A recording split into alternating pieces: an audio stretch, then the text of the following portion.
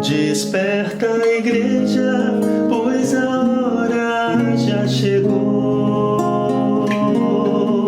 de firmarmos compromisso com Jesus nosso Senhor.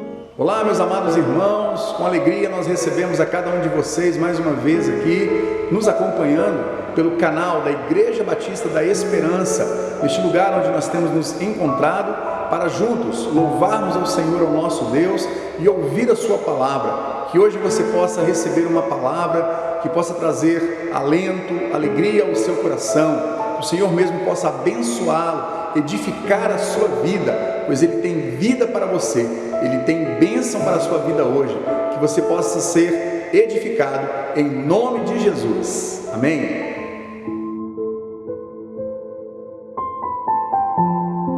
Boa noite, irmãos.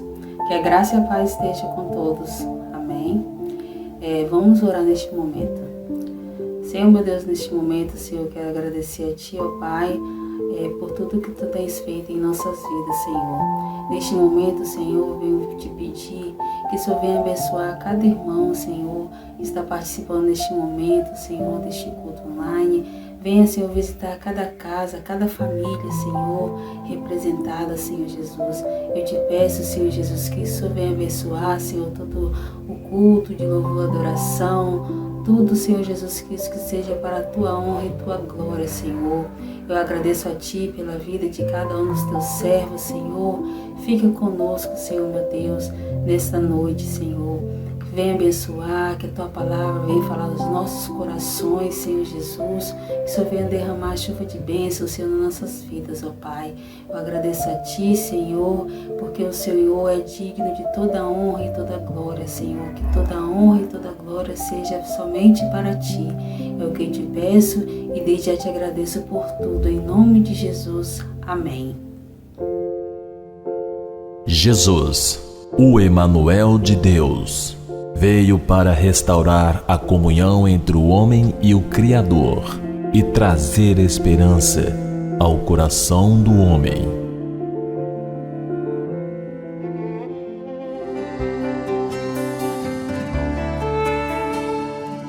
Gostaria de convidar os irmãos para que possamos fazer juntos a leitura bíblica do culto de hoje.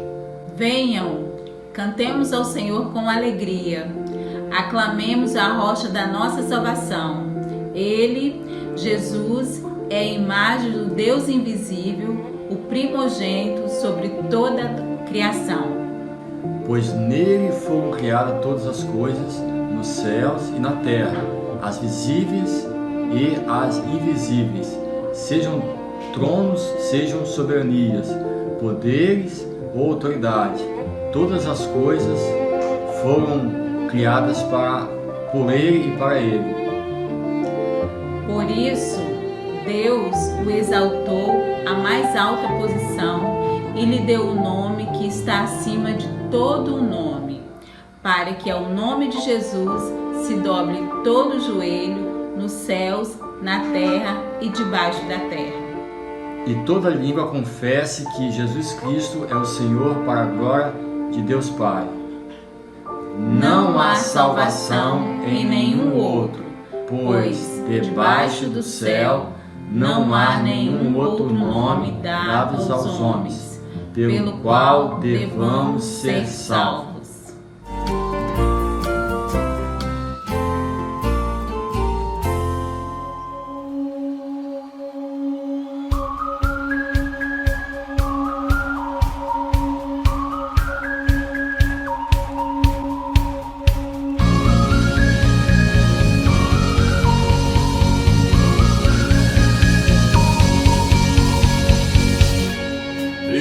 Sua glória foi por amor, foi por amor. E o seu sangue derramou, que grande amor. Aquela via dolorosa se entregou. Eu não mereço, mas sua graça me alcançou. Eu me rendo ao seu amor, eu me rendo ao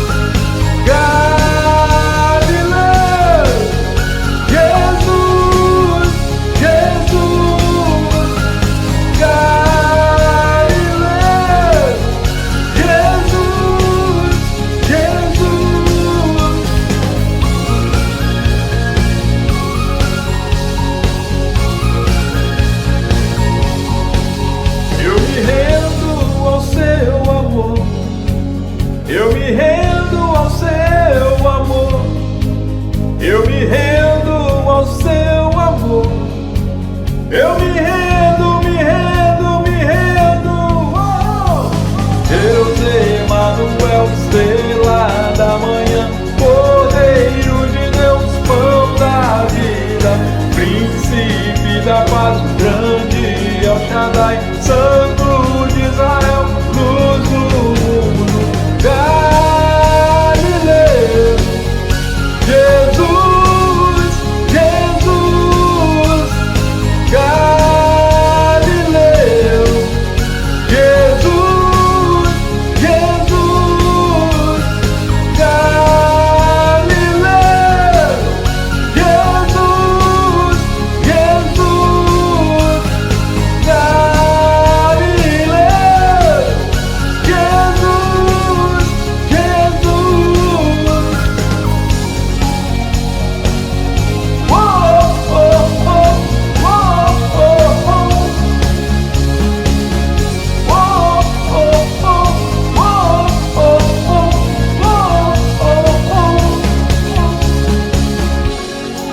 Tendo em vós o mesmo sentimento que houve também em Cristo Jesus, pois ele, subsistindo em forma de Deus, não julgou como usurpação ser igual a Deus, e a si mesmo se esvaziou, assumindo a forma de servo, tornando-se semelhança de homem, e reconhecido em figura humana, e a si mesmo se humilhou, tornando-se obediente até a morte de cruz.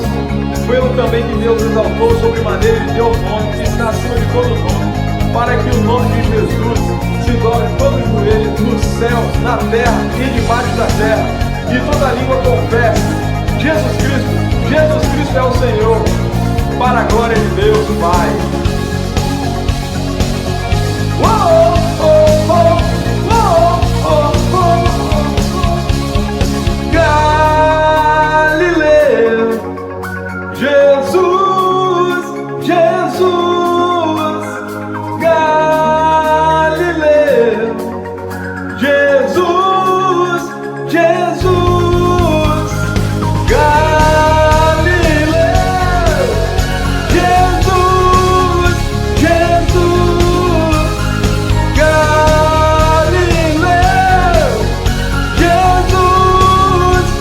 Jesus,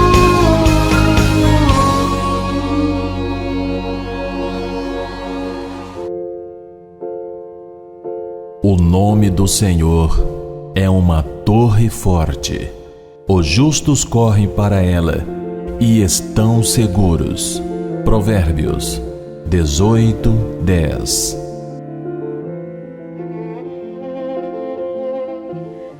O texto para nossa meditação hoje está no Evangelho de Mateus, no capítulo 16. Diz assim, capítulo 16, a partir do versículo 13. Chegando Jesus à região de Cesareia de Filipe, perguntou aos seus discípulos: quem os outros dizem que o Filho do Homem é? Eles responderam: alguns dizem que é João Batista, outros Elias, e ainda outros Jeremias ou um dos profetas. E vocês? Perguntou ele. Quem vocês dizem que eu sou? Simão Pedro respondeu: tu és o Cristo, o Filho do Deus vivo. Amém? Esse texto nos faz pensar sobre quem é Jesus. Quem é Jesus para você? Existem personagens importantes que fizeram o seu nome na história, seja por atos gloriosos, bons ou não. No Brasil, temos vários personagens históricos: Tiradentes, Duque de Caxias,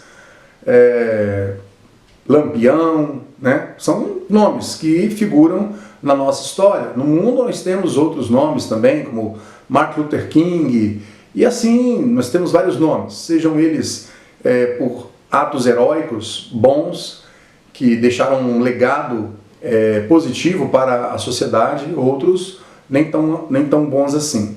Mas a história, além de nos apresentar isso, nós temos também na história bíblica personagens que ficaram na memória do povo. No tempo de Jesus, as pessoas se recordavam dos seus heróis, das pessoas que fizeram bem ao povo, que os representavam, que eram os seus antigos profetas, como por exemplo Moisés, como Jeremias, Isaías e tantos outros que vinham à memória deles. A rainha Esther, que ajudou o povo num momento difícil, Davi, Salomão e assim por diante. Agora, neste momento, surge na Galileia uma nova figura, uma nova pessoa, um novo personagem que está chamando a atenção do povo, está chamando a atenção das pessoas. E Jesus faz essa pergunta para os seus discípulos, interrogando-os para saber a opinião do povo. O que o povo diz a meu respeito? Porque Jesus está causando espanto, admiração, está chamando a atenção das pessoas pelo que ele diz, pelos seus ensinamentos, pelo que ele faz também. E aí algumas pessoas dizem, os discípulos respondem, né? Bom, alguns estão dizendo que tu és Elias, outros dizem que tu és Jeremias, outros dizem que tu és João Batista ou um dos profetas. Então eles traziam à memória essas pessoas, um dos profetas.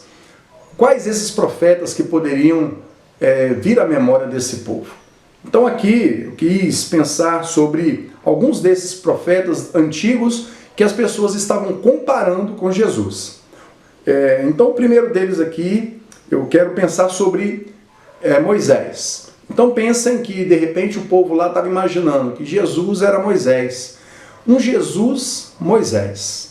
Vamos pensar sobre este Jesus Moisés. O Jesus Moisés é aquele Jesus líder. Um Jesus que está 24 horas por dia disponível para o seu povo, disponível para as pessoas. No sentido como Moisés, um dia quando Jetro, o seu sogro, foi visitá-lo no deserto e encontrou Moisés ali sentado, dando audiência para uma interminável fila de pessoas que o procuravam todos os dias para resolver questões cotidianas, questões difíceis, questões fáceis. E Jetro observou que Moisés ficava o dia inteirinho ali, atendendo as pessoas, resolvendo questões. E no término do dia, quando escurecia, Moisés ainda estava fazendo esse trabalho. Jetro o aconselhou dizendo: você não aguentará fazer isso, esse povo se cansará. Então eu recomendo que você escolha homens fiéis, homens tementes a Deus, para que possam te auxiliar nesse trabalho. E nesse sentido você vai conseguir atender todo o povo. Porque certamente haviam ali questões simples de serem resolvidas. Haviam problemas do cotidiano, do dia a dia, vizinho reclamando do outro vizinho. Talvez um vizinho fosse preguiçoso, não quisesse pegar o maná que Deus mandava para poder fazer o pão. Ele ficava esperando o vizinho fazer o pão para poder ir lá comer na casa do outro. E talvez, quem sabe, daí Salomão escreveu aquele provérbio: não vá com muita frequência à casa do seu vizinho, para que ele não se canse de você e passe a odiá-lo. Então eram questões simples, muitas vezes, que precisavam ser resolvidas. Então, com a ajuda de líderes, homens idôneos, fiéis e tementes a Deus, Moisés conseguiu resolver esse problema. O Jesus, Moisés, são pessoas que buscam essa pessoa que esteja disponível 24 horas por dia para lhes atender, para lhes fazer uma visita, para lhes ligar, para lhes telefonar. São pessoas que muitas vezes reclamam que não são assistidas, que não recebem visita, ou que muitas vezes ninguém liga para elas. Mas se nós perguntarmos para essas mesmas pessoas quantas vezes elas foram na casa de algum irmão que estava precisando de uma visita, elas vão dizer que nunca foram. Porque muitas vezes só querem receber. São murmuradores, são reclamadores. Moisés, quantas vezes ouviu a murmuração do povo, e Deus, por causa dessa murmuração do povo, muitas vezes quis eliminar o povo. E ele disse que ia fazer isso. Moisés então intercedeu pelo povo e orou a Deus pedindo: Senhor, se fores destruir esse povo, risca o meu nome do livro que escreveste. Jesus está acima de Moisés, assim como o próprio autor aos Hebreus diz que Jesus está acima de Moisés, porque Jesus ele morreu de fato pelo povo, ele morreu pelas pessoas. E agora esse Moisés aqui, que é um líder e que está disponível 24 horas por dia para essas pessoas, os discípulos ali dizem: bom, algumas pessoas pensam que tu és como um dos antigos profetas. Possivelmente podia ser esse Moisés. que abria o mar vermelho, que fazia milagres, que fazia chover pão do céu, que batia na rocha e saía água. As pessoas vão em busca de Jesus para poder receber um milagre, para receber uma cura. E muitas vezes estão insatisfeitas, reclamam, murmuram e não estão nunca satisfeitas. Será que você está procurando esse Jesus, um Jesus estilo Moisés, que está disponível para poder atender a todos os seus desejos e pedidos, e ao mesmo tempo você continua insatisfeito, reclamando da caminhada? Mas nós também estamos, assim como o povo no deserto, caminhando por um deserto, caminhando por este lugar chamado igreja, que é muitas vezes um lugar deserto, e muitas vezes nós temos que contar com poucas pessoas.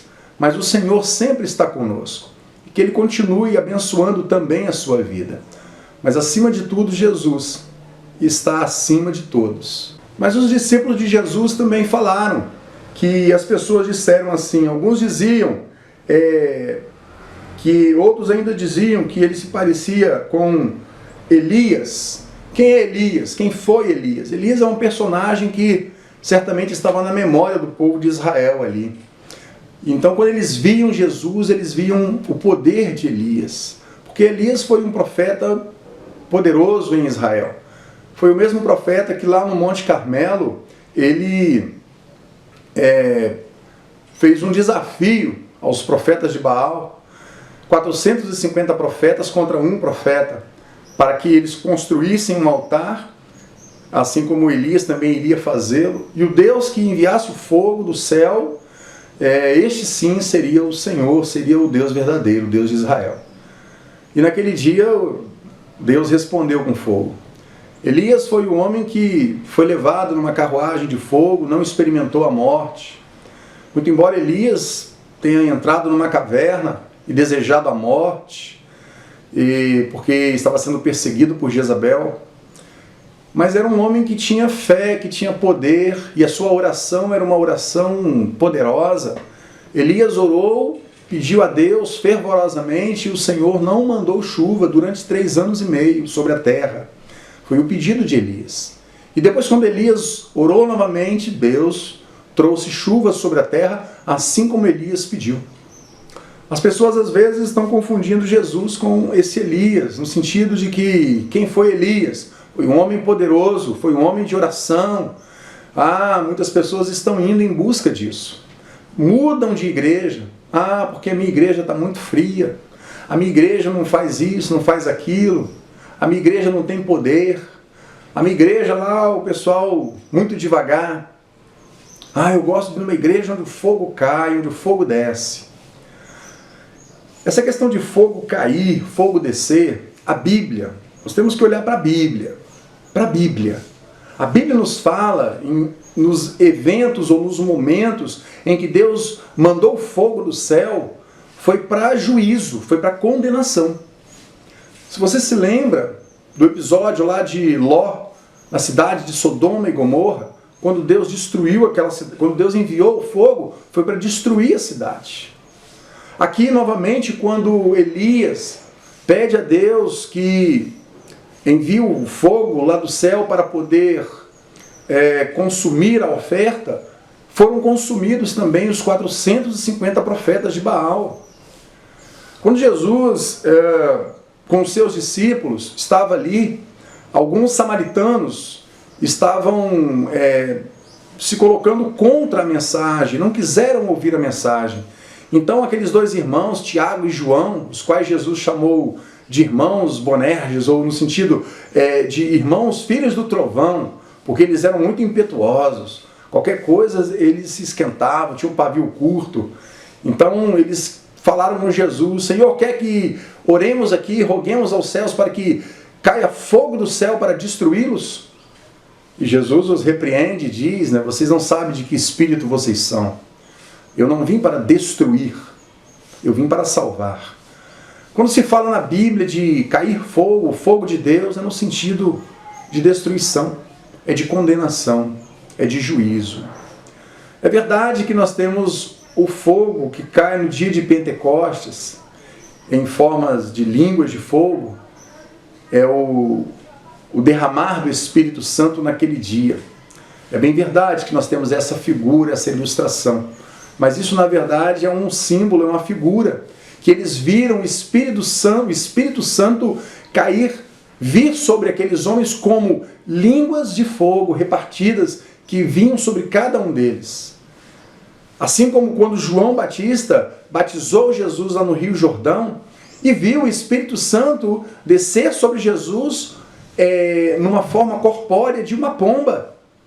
Então é uma figura, é um simbolismo. Essas figuras, pomba e fogo, no caso do Novo Testamento, mas no Antigo Testamento era literal, era fogo mesmo. Então quando nós queremos falar sobre esse fogo de Deus, ele precisa ser entendido com base nas Escrituras. O que nós estamos pedindo ao Senhor? Para poder dizer depois, bater no peito com vaidade ou orgulho, que a minha igreja é mais forte ou mais poderosa do que a do outro, porque lá na minha igreja o povo cai, lá o fogo desce. As pessoas querem um Jesus Elias, onde eles possam bater no peito e dizer, a minha igreja tem mais poder. Será que é esse o Elias? Esse é o Jesus que as pessoas estão buscando? Que nós possamos buscar um Jesus que derrame sim o fogo do Espírito Santo em nós, acenda o Espírito Santo em nós, que habita em nosso coração. Neste sentido, porque de nada adianta, queridos, nós vivermos uma vida em busca de um extraordinário de Deus, vivermos nesse sentido, se a nossa vida durante a semana ela é uma vida carnal, se nós achamos que no lugar onde nós estamos a vida espiritual está fraca, está vazia, nós também somos responsáveis por isso, porque nós fazemos parte da igreja. E corre o risco de, se nós sairmos da nossa igreja com a nossa frieza, nós esfriemos também os irmãos de outras denominações, de outras igrejas, achando que o problema está nos outros. Mas nós também fazemos parte dessa igreja. Precisamos então atentar para isso, que o Senhor nos chama para um avivamento verdadeiro, onde Ele verdadeiramente nos acenderá com o seu Espírito Santo. E nós precisamos buscar isso por meio da oração fervorosa, assim como Elias fez, por meio da leitura da palavra, do conhecimento da palavra do Senhor. Então que Ele possa abençoar a sua vida nesse sentido, de que você busque a Jesus Cristo, que está acima de Elias, como está acima de Moisés também. E por fim, algumas pessoas diziam que era Jeremias, diante da pergunta de Jesus, quem os homens dizem que eu sou? Os discípulos disseram, alguns dizem que tu és Elias, outros dizem que é João Batista, outros dizem que é Jeremias. Lembram-se, personagens históricos também haviam no tempo de Israel. E ali eles lembravam-se também de Jeremias. Quem foi Jeremias? Foi um grande profeta do Senhor, chamado ou conhecido como profeta chorão, porque ele escreveu o livro de Lamentações. E ele o escreveu justamente porque ele viveu num tempo difícil. Ele viveu no tempo em que Israel, o povo de Jerusalém, foi levado para o cativeiro o qual ele mesmo havia profetizado, dito que eles ficariam ali por 70 anos naquele cativeiro. E naquele sentido, muitas pessoas não lhe deram ouvidos. O ministério de Jeremias foi um ministério de mais de 40 anos. 40 anos pregando a palavra de Deus, 40 anos exortando, chamando as pessoas ao arrependimento, pois elas haviam se desviado do Senhor, do mais humilde até o mais nobre, até o rei. E todos eles se desviavam de Deus, adorando falsos deuses, os deuses pagãos ali da região de Canaã. E por isso eles foram levados ao cativeiro. Imagina um homem, um pastor, um missionário, um ministro do Evangelho, 40 anos pregando a palavra de Deus e pouquíssimas pessoas se converterem. Imaginar-se, poxa, esse homem teve um ministério muito pequeno, muito pobre, ou quem sabe, muito humilde. Quase ninguém se converteu. Talvez 3, 4 pessoas se convertessem com a pregação desse homem. Essa foi a vida de Jeremias. Alguém que pregou e lamentou, chorou por Jerusalém, assim como Jesus, que olhou para Jerusalém e disse: ah, Jerusalém, Jerusalém, que mata os profetas que lhes são enviados. Quantas vezes eu quis recolher os seus filhos, assim como a galinha recolhe os seus filhos debaixo de suas asas, e você não quis. Jeremias foi esse profeta. E algumas pessoas estavam dizendo que Jesus era Jeremias. Um Jesus que acolhe as pessoas, coloca-as debaixo de suas asas, mas essas pessoas não querem conversa com Jesus, não querem saber. Porque a mensagem de Jeremias era uma mensagem dura, uma mensagem de arrependimento. E Jesus veio, depois do batismo, lá em Marcos, nós vamos logo ver Marcos dizendo que depois do batismo veio Jesus da Galileia pregando um evangelho do arrependimento. E ele dizia: arrependam-se dos seus pecados e creiam no evangelho, pois o reino de Deus está próximo. Esta mensagem de arrependimento, hoje em dia, ela não é muito popular. As pessoas não gostam muito de ouvir isso, porque não é uma mensagem muito simpática. Falar de arrependimento, falar de pecado, apontar o dedo para as pessoas e dizer que elas são pecadoras, isso não dá ibope.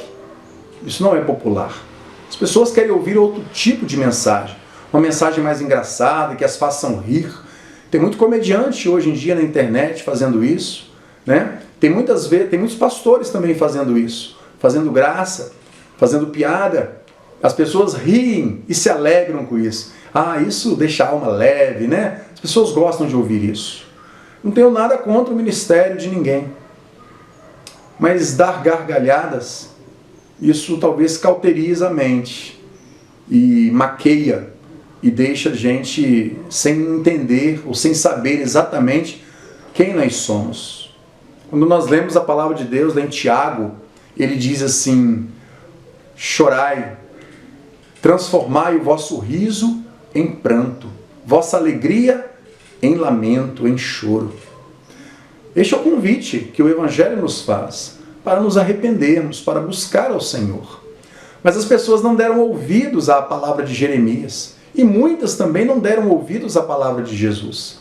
Lá no Evangelho de João, por exemplo, quando Jesus desembarca, logo quando ele desceu do barco, ele tinha atravessado o mar da Galileia, muitas pessoas o aguardavam e vieram com uma conversa para cima dele, tipo: mestre, o senhor por aqui?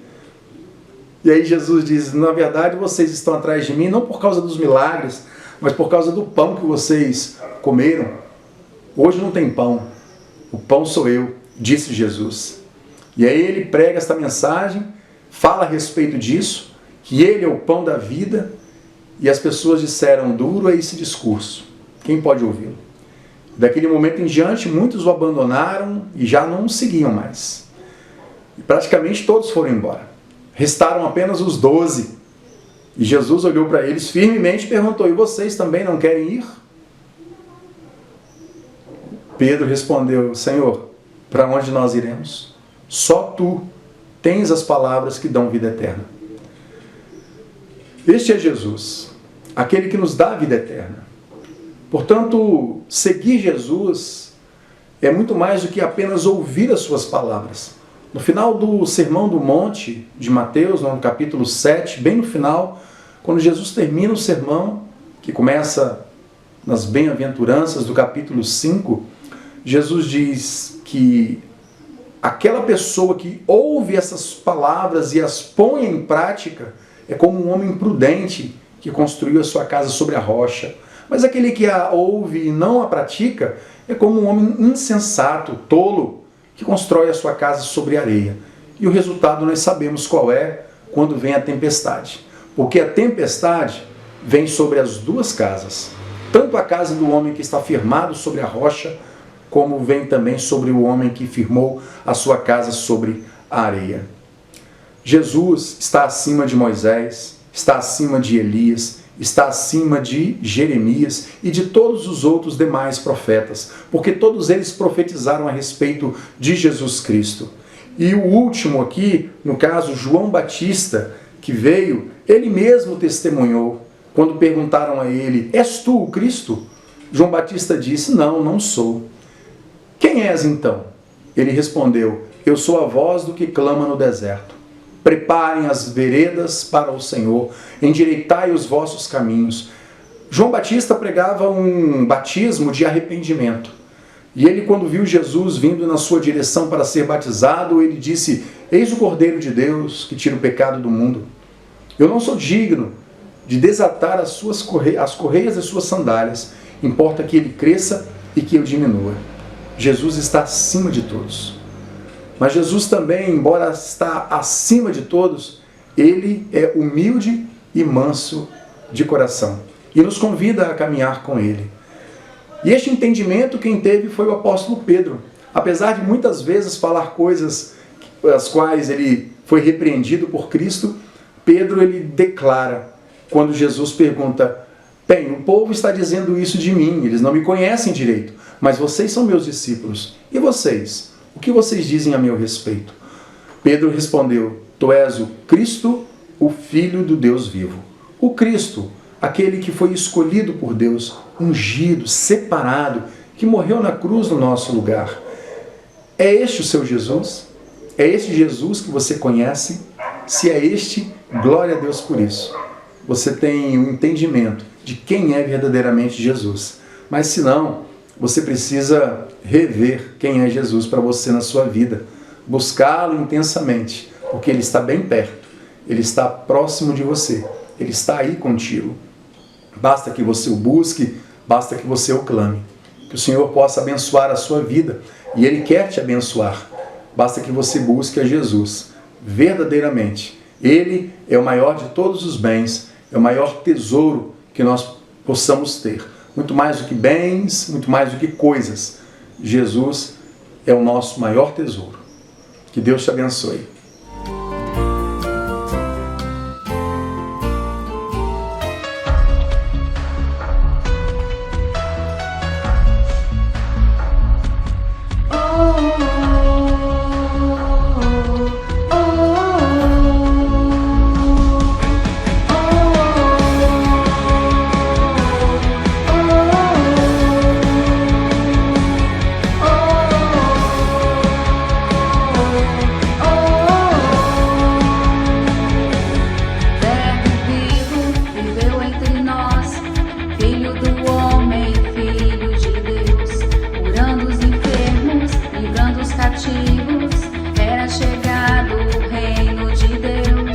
Foi humilhado, crucificado, tão rejeitado pelos seus, ressuscitado, glorificado, o inferno e a morte venceu. E agora, quem dizes que tu és? Um profeta, um agitador qualquer. Teu Espírito me revela quem tu és, ungido de Deus. Tu és o Cristo, Filho do Deus vivo. Sobre esta rocha tua igreja está. Tu és o Cristo, Filho do Deus vivo, rocha inabalável, outra igual não há, igual não há. Oh, oh, oh, oh.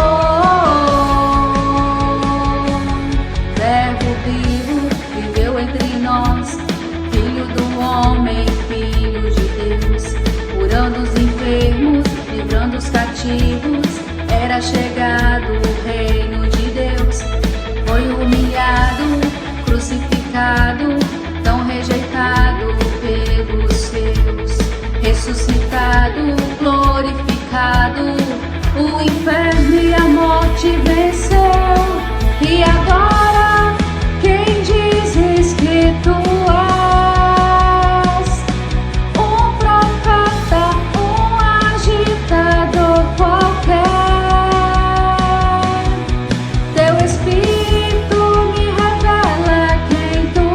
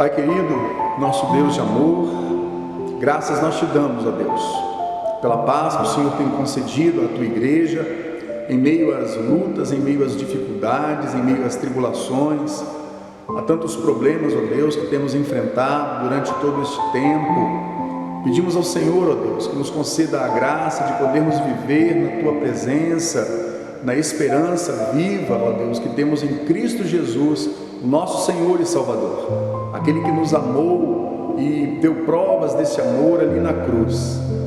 Jesus, que está acima dos antigos profetas, que está acima de Moisés, como ouvimos na tua palavra hoje, que está acima de Elias, que representa a palavra, pois Jesus é o próprio Verbo encarnado, acima do próprio João Batista, como ele mesmo declarou, que ele é a voz que clama no deserto a respeito de Jesus. Pai querido, muito obrigado, porque o Senhor enviou o teu Filho Jesus até nós para nos salvar, demonstrando assim o teu precioso amor por cada um de nós. Abençoa, Senhor, a tua igreja. Ó Deus, vá ao encontro, visita, ó Deus, aqueles que estão enfermos, aqueles que estão precisando, ó Deus, de restauração, especialmente os que foram vitimados, ó Deus, pela Covid-19, que tu estejas sobre a vida de cada um deles, ó Deus, visitando em suas casas, ali no leito dos hospitais, abençoando assim a cada um, Pai. Pedimos-te, ó Deus, agora que o teu grandioso amor, a graça do teu Filho Jesus Cristo e as consolações do teu Espírito Santo sejam derramadas, Senhor, sobre a tua igreja, sobre as nossas vidas e nossas famílias, hoje e para todos sempre. Amém e amém.